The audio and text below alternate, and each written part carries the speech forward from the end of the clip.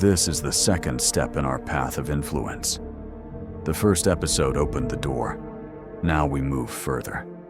Influence isn't a single trick.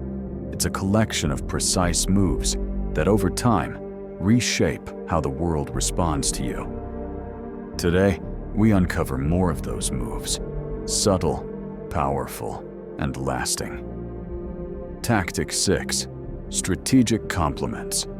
Praise isn't weakness. It's power when aimed with precision. Most people hand out compliments like loose change, praising clothes, hairstyles, or something anyone could notice. But the true influencer saves their approval for what truly matters. Imagine this. While others comment on a colleague's outfit, you highlight their sharp analysis or the way they spotted a flaw no one else did. That single remark hits deeper because it shows you see them beyond the surface. Suddenly, your words carry weight. Psychologically, it works because recognition satisfies one of the brain's deepest cravings: significance. And when that significance comes sparingly from you, your praise becomes a currency only you can grant. But here's the trap.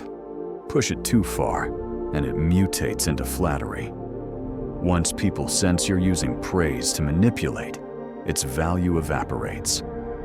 Influence isn't about spraying compliments. It's about making every one of them rare, real, and remembered. Tactic 7. Patient observation. Influence doesn't belong to the loudest voice. It belongs to the one who listens first. In heated rooms, people scramble to prove themselves, speaking over each other. You wait. You study. Then, when the time is right, you drop a single line that silences the noise. Picture this, a negotiation where two sides argue fiercely. You stay quiet, observing patterns, spotting weak points. Finally, you step in with one calm, cutting comment that reframes the entire debate.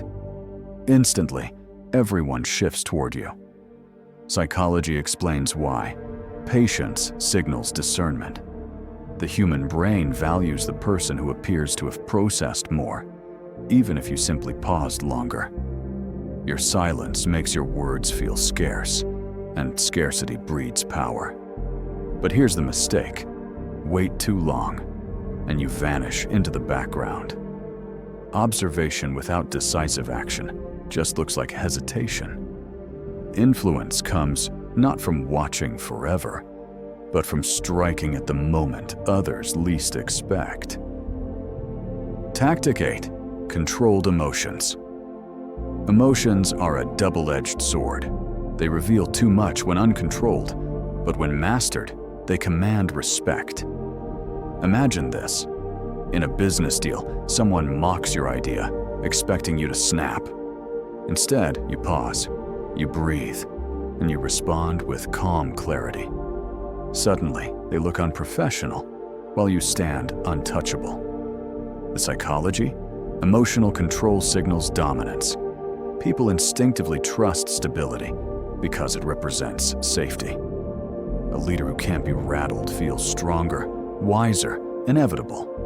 But the danger is this. Many confuse control with suppression. They bury every emotion until they come across as robotic and cold. That doesn't inspire loyalty. It creates distance. True control isn't erasing emotion. It's directing it. Influence doesn't come from silence, but from the ability to choose when and how to feel. Tactic 9. Signature style. Before you even speak, people should feel your presence. A distinct look, habit, or phrase becomes an invisible brand, a silent marker of authority. Think of someone who always carries a unique pen, wears a subtle ring, or delivers ideas in sharp, structured sentences.